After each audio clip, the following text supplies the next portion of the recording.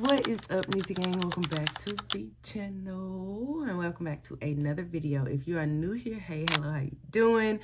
If you are coming back, what is up, OGs? I sound a little crusty, but we are gonna be doing something real basic and simple. A lot of people ask me about like my modeling journey, and a lot of times I come on and I show y'all like my modeling videos and different vlogs and kind of like the behind the scenes and some of the content, but I haven't done a video where I actually explain what it's like, how I got started. So I figured as I'm getting ready to create some content and prep these videos, I might as well give y'all a little bit of a Q&A, so to speak. So yeah, that's what we're gonna be doing today. Get on your grind and stop being lazy. Bag chasers, now we the bag maker. So the biggest question that a lot of people ask is how I got started.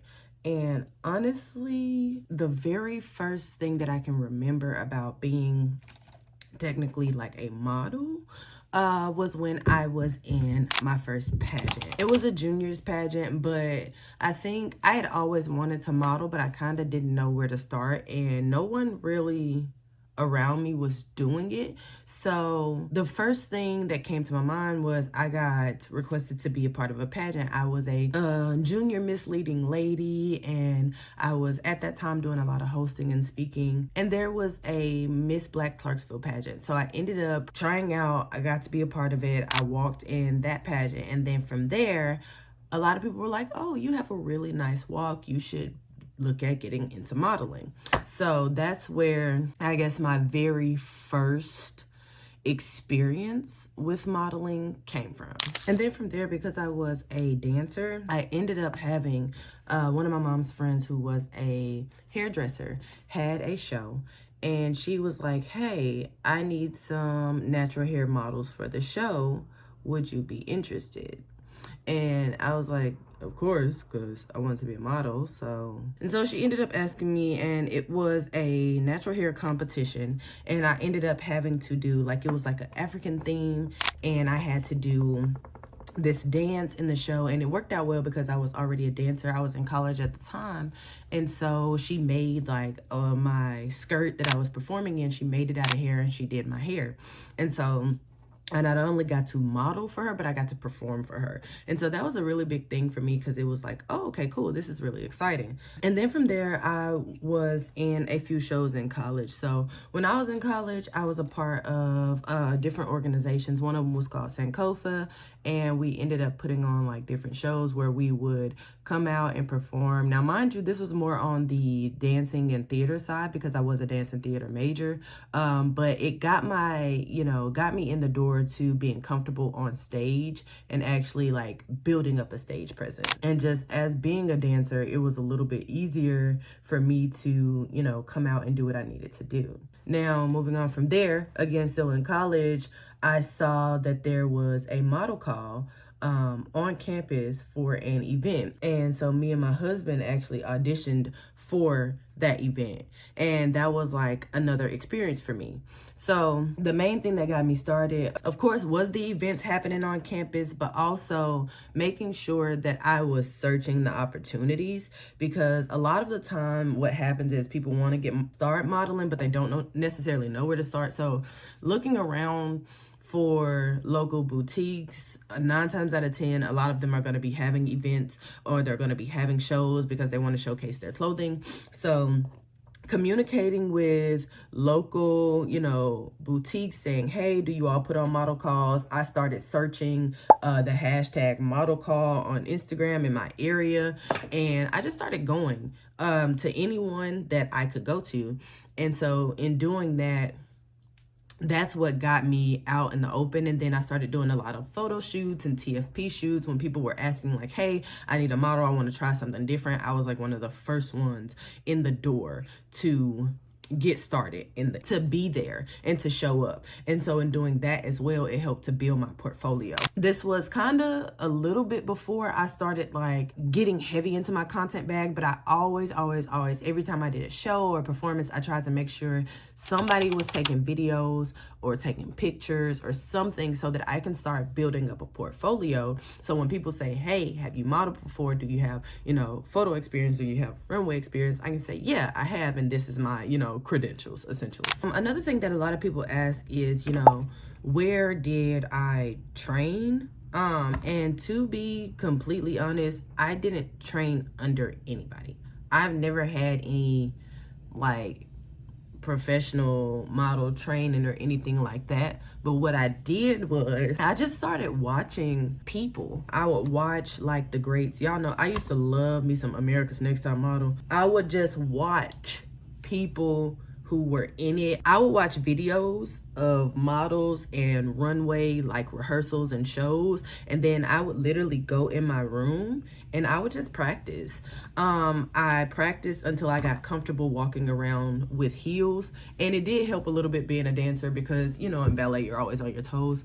And I had, a different type of leg strength, I guess, that other people didn't have. But I would sit in my room and I would walk back and forth, and I would walk on different terrain. So I would walk on carpet, I would go outside and walk on the concrete, I would walk up and down stairs, and I would get in front of a mirror and I would just practice. I would practice posing, I would practice how, paying attention to how the lines of my body looked. And over time, my walk has changed. I feel like I got a little bit more comfortable as like time goes. Like now, even though I still get a little bit nervous sometimes, I'm very much way more comfortable than I used to be. It took me some time, but I've never actually had a model coach. Another person asked, do I feel like dance helped me when it came to modeling? And I would say yes. Mainly because, like I said, as a dance and theater major, there are certain things that you have to be comfortable with as a dance major, especially when it comes to being on stage. When you're prepping behind the scenes for a show, like, you don't have time to think at all. You don't have time to think. You're really just like, okay, at the end of the day, I gotta go out there and do what I need to do. And I think that played a big role into how I incorporated, my personality and everything into my model walk. So that was just a major thing for me, is making sure that I didn't think. Like, I couldn't think, because the way that I do, if I think about something too much, I'll start overthinking and I'll make myself nervous. And I didn't want to do that, especially being on stage, because baby, once you out there, you out there. And if you fall, you fall. But you got to know how to get back up and keep it pushing. Like, you can't allow your worry and your doubt to try to seep in, because if you do, you've already lost. And I know I talked about it a little bit before, but again, somebody asked, like, how do I find shows? The biggest thing that helped me was finding local boutiques and going to those boutiques and asking if they did shows. And then when I was there, I would, leave my information with them. I will follow their social media pages, to check for model calls, because a lot of times people will post their model calls on things like Instagram, especially. They'll post about it. And so I was just going in, and every model call, I would go, put on my all black, and I would audition. And then someone had asked, what is it like? So, of course, every show is going to be different. Not every show is going to be the same. You'll have some shows where, your walk has to be very, very plain, and they tell you up front, like, you're just here to be a coat rack. And they just want you to show their clothes and go about your day. Like, they don't want any theatrics or anything like that. But then you have some shows that are like, my clothes are bold and I am very over the top, so I want you to be as over the top as possible. So you can't necessarily, like, I can't equate one show to my entire experience, because it really just depends on you. It depends on the show. It depends on the area. It depends on the designer. Some designers will even switch your walk or your style of walk when you come in. Like, there have been shows that I've been a part of where they just want me to walk straight, and then there are shows that I've been a part of where they're like, no, I want you to bring in your dance and your theatrics and give me everything that you have.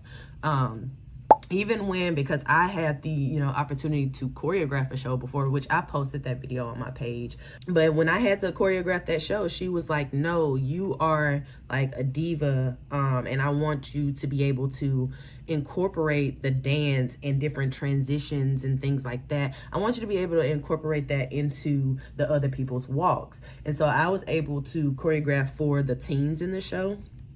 And I got the chance to really put on, you know, like do different transitions and techniques and all of that. And it was really cool because it allowed me to get into a different type of creative bag, you know what I'm saying? So I had another person essentially ask me, how do I prep for shows?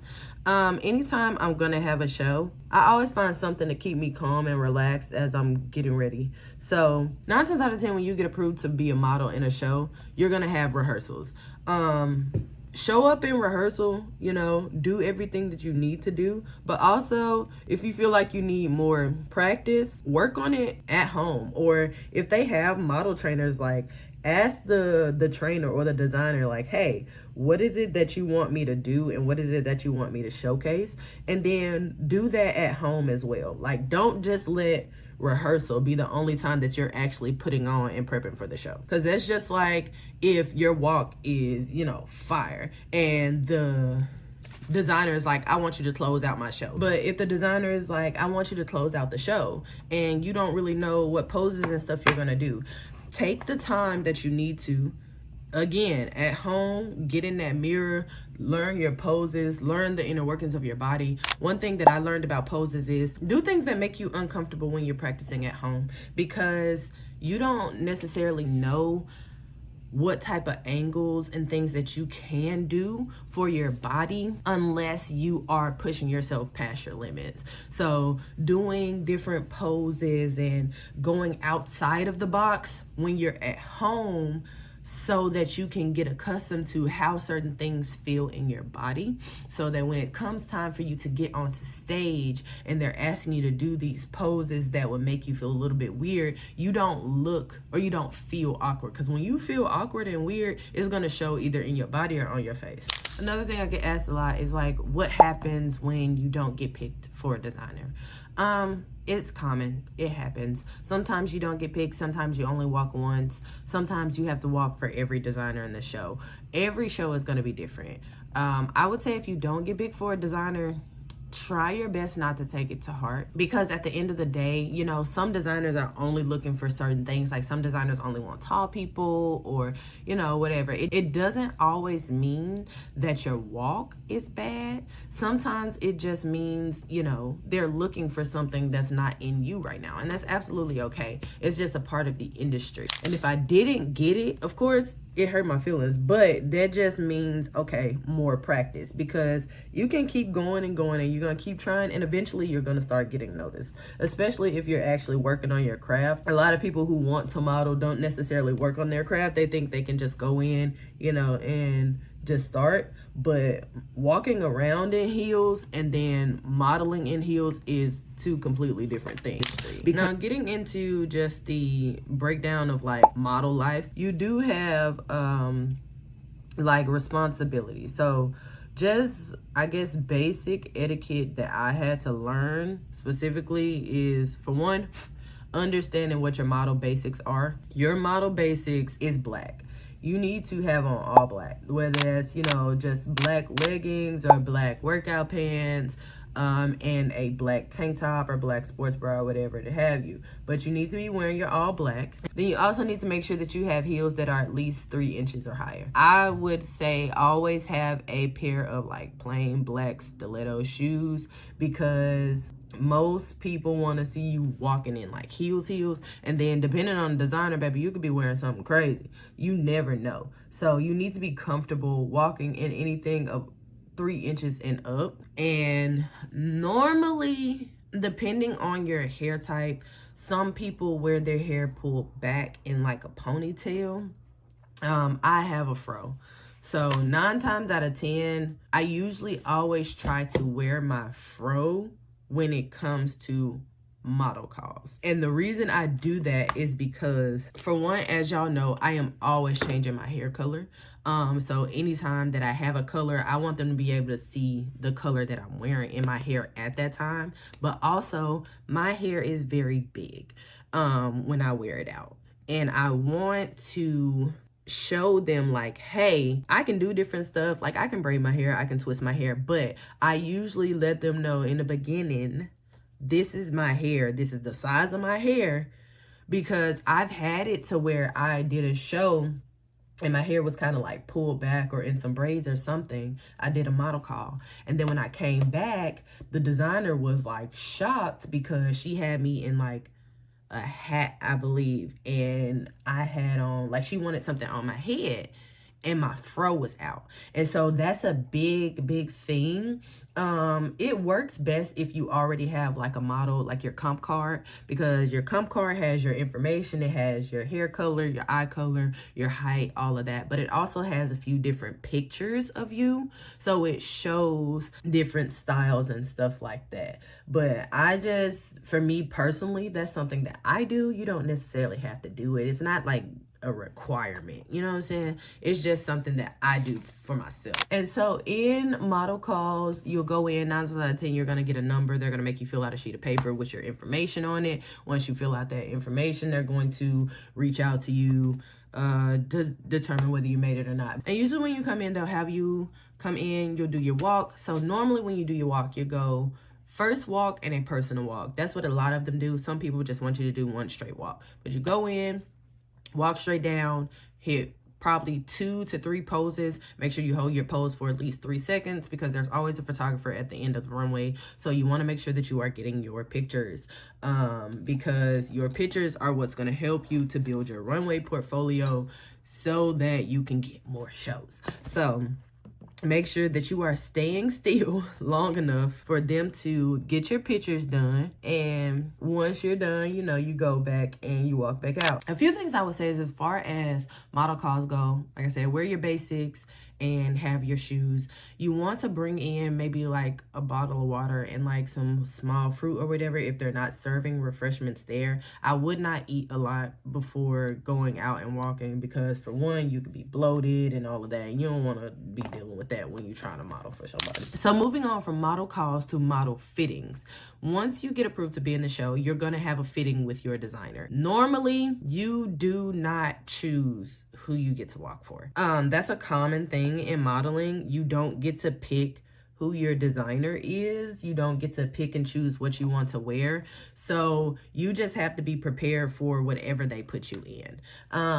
Now, you do have some people that'll ask you like your preference, like, are you comfortable showing skin? Or if you're not comfortable, you know, letting them know, do you have any specific beliefs that keep you from wearing certain things? And, you know, things like that. So those things you can let them know. But as far as the clothes that you wear, 9 times out of 10, you are not going to choose. But what I will say is just be prepared and be open for anything. But there's always an opportunity for you to be a part of another walk. And so that is why moving into your model bag is so important. In your model bag, some designers will send you a list of the things that they want you to have. So when you are modeling, in your model bag, I prefer a rolling suitcase because it's easier to move around with when you have that, because you can just lug it on with you. But your model bag needs to always be prepped, because you never know what's going to happen during a show. So in your model bag, it is so important for you to have everything that you need. The first thing that you are going to need is your shoes. Now remember, I said have a black pair, right? When you get into a show, a lot of things can happen. Models can drop out. Outfits may not be able to, fit a certain model, or it could be that a designer brought extra clothes that they want to drop on the runway. Anything can happen. So you need to have black shoes. You need to have a pair of nude shoes. You need to have a pair of clear shoes. You also want to have at least 1 to 2 pair of boots, and then a pair of tennis shoes. You do this because again, if there's a model that drops out and a designer's like, yo, I need you to put this on and get on the runway, you have to be able to make sure that you have the accessories for it. So shoes is very, very important. Like, your shoes are probably the most important thing that you're going to have in your bag. Always, always, always have them, have a backup, spare, whatever. Sometimes what I'll do is I will have like 2 pair of like nude shoes and a pair of black shoes, 2 pair of clear shoes. Just make sure that you have a variety. And then when you find your designer and you find out what you're wearing, a lot of models, what they'll do is they'll take pictures of all of the shoes that they have at home and they'll show their designer. So you won't be lugging your shoes everywhere, but you can show your designer and say, hey, I also have these shoes at home. Would you like me to wear these? And then if they say, yeah, I want something with a pop of color, you can bring those as well. For most men, they'll tell them, bring like whatever shoes that are going to go with the look. It's a little bit different, like black dress shoes, brown dress shoes, some white tennis shoes. Most of the time, if they say tennis shoes, they would say bring white ones. But, you know, again, making sure that you are communicating with your designer and just have those basics ready. On top of that, you need water and snacks. I always carry snacks. If you know me, you know. I used to, in high school, have a backpack and a snack backpack. I always carry snacks, but you need water and snacks, small snacks, something that'll give you an energy boost, especially if your show is all day long. But also, you don't want anything really big because you don't want anything big on your stomach. And on top of that, you don't want anything like super greasy, because a lot of designers will tell you if you're going to be wearing like lotions and oils to put them on the night before, because they don't want the oils or grease getting into the clothes that you will be putting on. So just being mindful of what you are bringing. So if you have like those little small fruit packs, maybe some Nutri-Grain bars or some protein bars, and one of those big old things of water or a few bottles of water would be really good. The next thing in the bag would be your underwear. You need to have, same thing as your shoes, black and nude bras. You can have a seamless bra and a strapless bra and just a regular bra, black and nude. For your underwear, you need to have, I would keep them seamless just because you don't want any seams in your clothes to be shown on the runway, because when they're taking pictures, that doesn't look the best. G-strings, thongs, boy shorts, a pair of just a smooth, regular, plain designed underwear. You don't really want anything with lace, again, so it won't show through the fabric. And then you need to have a stick-on bra, the one that has the adhesives, and nipple covers. Nipple covers are really, really big. And if you wear shapewear, you can put shapewear in your bag. It's only because, you know, some people like to wear it, some people don't, but some people feel like it accentuates certain outfits when they wear it. So if it's not something you always wear, then it's not required for you, you know. But again, making sure you have some in nude and some in black. What I do a lot of the times is I'll go somewhere like Walmart, and for the underwear and stuff, and you know they have the different packs of the seamless underwear. You can just buy those in the packs and then just don't wear them. Just sit them to the side. So when you have a show, you'll have additional to bring with you. And also, not gonna lie, I prefer to bring additional stuff that I've never worn, because sometimes other models forget. And I'm just that type of person. It's like, if I have something,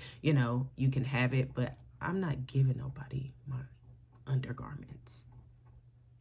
No. But same thing with shoes. Like, a lot of models will swap shoes left and right. So if someone has a pair of shoes, they're like, hey, we're the same size, you could wear these for the show, and they'll bring them for you. Just make sure you keep your feet clean, because yeah. And then other things that go into your bag would be your makeup kit. So if you're doing your own makeup, of course, having your kit, your foundation, your powders, your eyeshadow, bronzer, lashes, things like that. Bring different types of lashes, you know, bring some bold ones, but then bring some simple ones too, just some like small falsies. Or if your lashes are done, you know, that's different. But if you are not doing your own makeup, a lot of shows already have a makeup artist there, and because they have a makeup artist there, you usually don't necessarily have to worry about it. But if they don't have a makeup artist there, I would learn the basics of your own makeup. Like, in doing this, the reason I learned how to do my own makeup was because I was going to LA, and I normally only had one person do my makeup, which is the same person that did my makeup in my birthday video.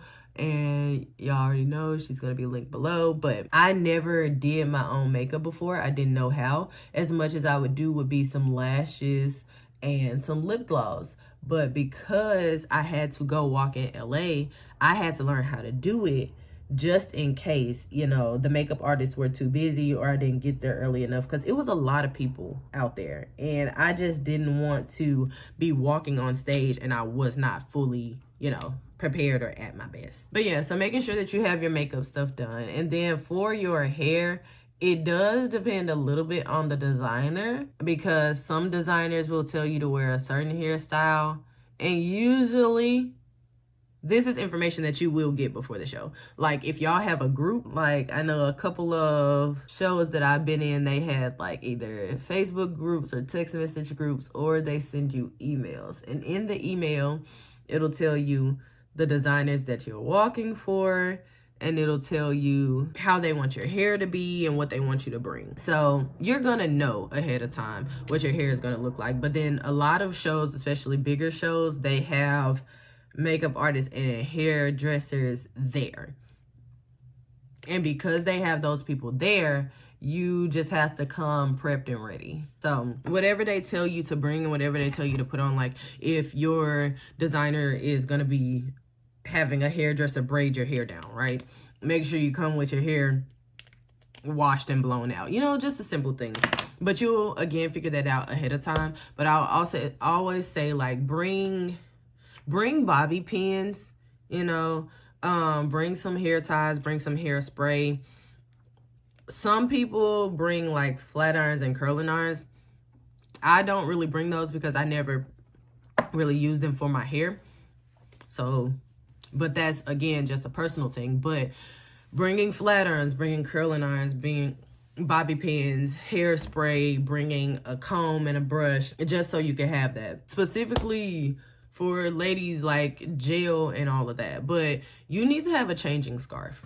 A scarf to put over your head when you're putting those clothes on, so you don't mess up your makeup or put stains on the clothes and stuff like that, is very important, because you don't want to be on the runway. The next thing you know, you have a huge stain on your clothes, especially if you're wearing something like white. It's not a good look. And then on top of that, you need to have things like a phone charger.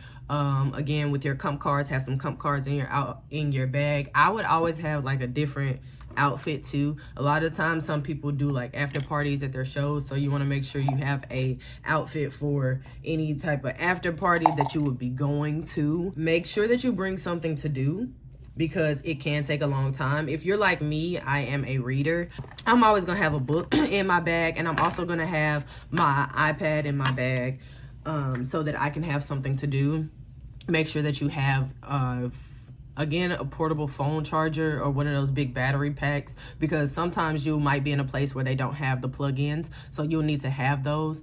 As a content creator, I always say have a portable charger anyway, because it's important. And the last thing that I say, which is probably one of the more important things, would be having an emergency kit in your bag, because again, you don't know what will happen. So things like having band-aids in there, the little cloth alcohol pads, making sure that you have fashion tape. I never used fashion tape until I started modeling, and I was like, it's a must-have.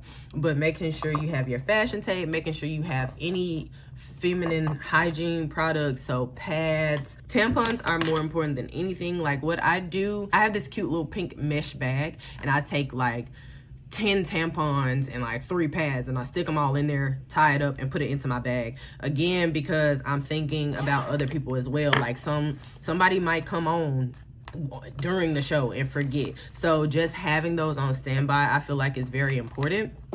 And then you can bring additional like stuff like tweezers and maybe a like portable razor, and you can have stuff like that. And I would also have, how people have the portable pain medication, like pain reliever, stuff for bloating and all of that. If you have contacts, if you anything like your girl, you need to have at least 2 in your bag, okay? Have a backup pair, have contact solution. Like this is actually my model one. I keep like one of those 2 contact cases and an extra pair of contacts in my model bag at all times, because you could be rubbing your eye and that thing split and you just there. If you have glasses, make sure that you have your glasses cleaner and your cloth so that your glasses are always clean, especially when stepping on the runway. But all of that stuff can be put into like a small container. Oh, like I was telling y'all, this one is actually kind of empty right now, but this one was from the last show. So literally, I just have this. I put feminine products on the inside, so that when it comes time, I just and take it with me. But those are the important things that you need to keep in your emergency kit. So you can have something like this, you know, you can have something with you at all times so that you'll be prepared, and just put that in your show, in your bag the day of the show or the day before. I usually try to pack mine the day before. It just depends on the type of schedule that I'm on. And then as far as your presentation, so again, like I said, you'll normally get an email that's going to tell you what your hair is supposed to look like, what your nails and your toes are supposed to look like. A lot of the times, the designers just don't want you wearing like over the top nails. Some designers do. My designer had me wearing, he was like, go as bold as you want to. But some of them will say, you know, keep it simple. If you are someone like me who likes to do all the crazy designs and stuff, I would highly invest in press-ons. I've done a few videos where I've shown like some really good press-ons that I've partnered with, some polygel sets that I've partnered with. I just recently partnered and partnering with BT Art Box, and they have a lot of cute like Gel X and X-Coat tip press-on nails that you can use. I would look at those. They also have toenails. So if you don't want to get your toes done or you don't have time, I would buy a couple of those and keep them in your bag. I have like in my desk, I have at least like 10, 15 sets of press-on nails. And so if there's at any point where I'm out and about and I need to change my nails up or I need nails for a show, I will just put those on. And as long as you apply them properly, which I do have a video about that. See, I be coming with the stuff for y'all. But as long as you apply them properly, they should last for a long time. You can do that. Or if your designer just wants you to be clean, make sure like the day before the show that you remove all of your fingernails and all your fingernail polish, all your toenail polish. Make sure that you actually clean your nails though. Like file them, buff them down, make sure the shape is nice, and then put like a top coat like gloss over the top of it. Again, prepping for the show, like day before the show, make sure your hair is, I will wash it like the day before, and then if it needs to be styled, then style it that following day or the day of. Make sure that you've had your wax or your shave or your nair, whatever you're going to be doing to remove the hair from your body. Do that the day before the show. If you're anybody like me, my hair grows back really fast, so it's very hard for me to prep like a week in advance. I try to as much as possible, but normally I try to get my hair removal done like anywhere from 1 day to 3 days before a show. But yeah, all of those things need to be put into your bag so that when you are doing things like your fittings, you have everything that you need. When you are going to model rehearsals, it's kind of the same thing. Normally, rehearsals are a little bit longer because it's where you're prepping, getting ready for the show. I would say come to rehearsals prepped and ready. Usually what I do is I get there early and I just start walking around in my heels. I might do a little kick jump or two, but walk around on it, get used to the flooring that you're going to be walking on if it's a little bit slick, being mindful of all those things. And then making sure that in rehearsals, once you get your designer, you get your placing, always remember who's in front of you and who's behind you. And then from there, just making sure that you are practicing throughout the week. So getting into preparation, right? So for the week of the show, a lot of designers will tell you, keep working out, of course. Try not to eat anything that you haven't eaten before. Make sure that your diet is good. Make sure you're, cutting back on a little bit of the alcohol. Those are things that they tell you the week of the show, just to make sure that your body is prepped. I ain't gonna lie and say I ain't had a burger or two before a show. Listen, okay? But from there, the week of the show, you just want to make sure that you are really being mindful. Like, don't go out and go do no crazy parkour the week before the show and end up hurting yourself. I'm already clumsy as it is, so I try to stay away from a lot of things. Like, I'll tell y'all, and y'all will see in the footage, like, I broke a nail, actually this nail, right before my show. Like, I think it was like the day before at my fitting. So it was, yeah. Again, anything can happen. But you know what? I pulled off that little bit, put on some press-ons, and we was ready. Like I said, be press-on ready. But that week before, make sure that you are prepping your body. The day before the show, make sure your everything is together. And then the day of the show, make sure that you eat. Like I said, we talked about water and snacks. Make sure that you are eating something light. If you're gonna do your makeup, have your makeup ready, hair and makeup by the time that you get there for roll call. And usually, like, sometimes they'll have y'all come in at like 9 a.m. Even though the show don't start till like 2, they will have you come in very early. So you're gonna be sitting around for a long time, which is why the stuff in your bag is very important. And making sure that you already have on your nude underwear and things like that. One of the biggest things that I will say as a model is make sure that you are networking and communicating with other models. And the reason I say this is because a lot of the times when you get in shows, it's through word of mouth. A lot of people will model with you and you start communicating, you connect with this person on social media, and 9 times out of 10, they're like, hey, I walked with this girl before. There's a model call coming up. You should be there. Same thing with the designers. Introduce yourself to these designers. Introduce yourself to the runners of the show. Make sure that you are being attentive. And it's not, don't be butt kissing. Nah, don't be acting up, but do enough to where you say, hey, my name is so-and-so. It is nice to meet you. Thank you for the opportunity. When you are posting, especially if you are also a content creator, baby, post some behind the scenes content, post and tag these designers, tag the showrunners, so they will know, okay, not only is this person active, but they're also attentive. And because you're posting, you're spreading the word, which is going to make them want to come and want you a part of more things. So definitely network with the people that are around you. That is probably, out of all of the things that I've talked about in this video, that is probably one of the most important things that you can do as a model. And one final thing that I do want to mention is have money on standby. The reason I say this is because some organizations that you become a part of, there is a fee that you have to pay, a model fee. Sometimes you have to pay for headshots. Always make sure you keep your headshots updated as much as possible. So sometimes you have to pay for your headshots.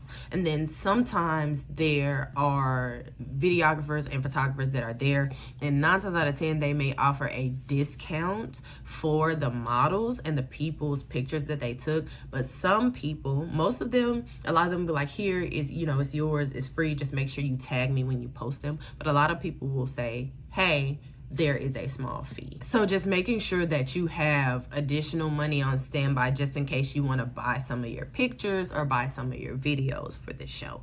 Again, it does depend. Some people, you pay a bigger fee at the beginning of the year to work with the company, and so you don't have to pay anything moving forward. Some people, you pay a smaller fee, and there are a few like microtransactions throughout the year. So that is very depending on whoever you're modeling for. Same thing as with shoes and things like that. Sometimes if you don't have a shoe, it's good to go ahead and like buy them in advance. Like if you don't have any nude shoes, I would definitely go to like a shoe department or any type of heel store. If you can go to like a Steve Madden, Jessica Simpson, those are good. But one of the best places that I will tell y'all to find model shoes is Dillard's.